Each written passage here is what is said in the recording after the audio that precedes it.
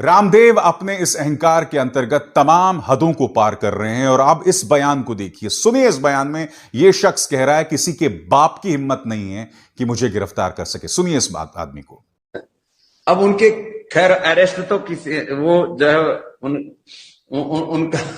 उनका बाप भी कोई नहीं कर सकता स्वामी रामदेव को लेकिन एक शोर मचा रहे हैं कि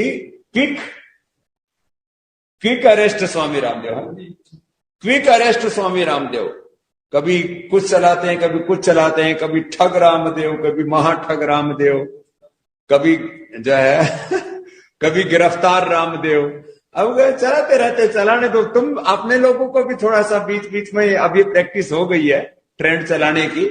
दरअसल इंडियन मेडिकल एसोसिएशन ने उनके खिलाफ देशद्रोह के मुकदमा दर्ज करने की बात की है। क्यों?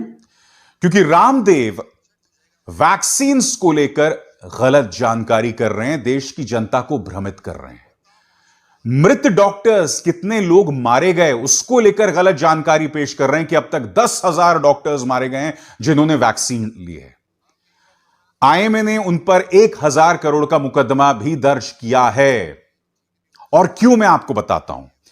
क्योंकि रामदेव अपने समर्थकों के बीच बैठकर मेरे डॉक्टर्स का मजाक उड़ा रहे थे। किस तरह से, आप खुद देखिए दोस्तों, ये शर्मनाक बयान जिसमें वो डॉक्टर्स को का पहले मजाक उड़ाते हैं, टर टर टर बोलते हैं, फिर कहते हैं 1,000 डॉक्टर्स मारे गए वैक्सीन लेने के बावजूद, जो गलत जानकारी है।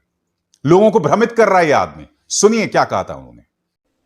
तीसरा बोला मुझे डॉक्टर बनना है, टर टर टर टर टर टर टर टर करते रहते, टर बनना है, टर डॉक्टर 1,000 डॉक्टर तो अभी कोरोना की डबल वैक्सीन लगाने के बाद मर गए। कल क्या समाचार है? कितने? 1,000 डॉक्टर डबल वैक्सीन लगाने के बाद भी मर गए। अपने आप को ही नहीं बचा पाई, वो कैसी डॉक्टरी? तो मैंने कहा डॉक्टर बनना है तो स्वामी रामदेव जैसा बन, जिसके पास में कोई डिग्री नहीं और सबका डॉक्टर है।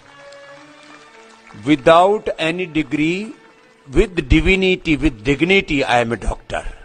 और ये रामदेव खुद इतने डरपोक हैं कि जब मैंने उनसे सवाल किया न्यूज क्लिक पर, आपको याद होगा 2 दिन पहले मैंने रामदेव पर एक कार्यक्रम किया था, मैंने उनसे सवाल किया पूरी शालीनता से। आज भी जब मैं उनसे बात कर रहा हूं तो रामदेव जी आप कह के बात कर रहा हूं। हालांकि आपने जो मेरे डॉक्टर्स की बेइज्जती की है, आप जो जनता को दिग्भ्रमित कर रहे हैं, आप वो अधिकार खो चुके हैं, मगर फिर भी मैं आपको जी के तौर पर बुलाऊंगा। आप देखिए दोस्तों, मैंने उनसे सवाल किया और यहां देखिए इन्होंने मुझे ब्लॉक कर दिया। यह है इस आदमी की सहिष्णुता, यह है इस आदमी की कमजोरी। आज मैं पूछना चाहता हूं रामदेव जी, यह कायरपना नहीं है तो क्या है?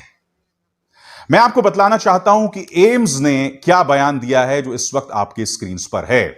हम आधुनिक चिकित्सा पेशेवरों के प्रतिनिधि कहना चाहते हैं कि हम अस्पतालों में आने वाले लाखों लोगों के उपचार में आईसीएमआर या राष्ट्रीय कार्यबल के माध्यम से स्वास्थ्य मंत्रालय द्वारा जारी दिशा निर्देशों तथा प्रोटोकॉलों का पालन करते हैं।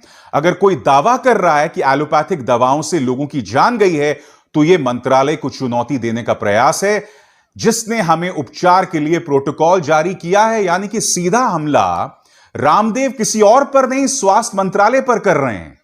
और अगर आप स्वास्थ्य मंत्रालय पर हमला कर रहे हैं तो आप कहीं ना कहीं मोदी सरकार पर हमला कर रहे हैं। ऐसे में जो मैंने आपको थोड़ी देर पहले सुनाया, जिसमें रामदेव ये कह रहे थे किसी के बाप की हिम्मत नहीं है मुझे गिरफ्तार करने की, यह तो करारा तमाचा है मोदी सरकार के मुंह पर।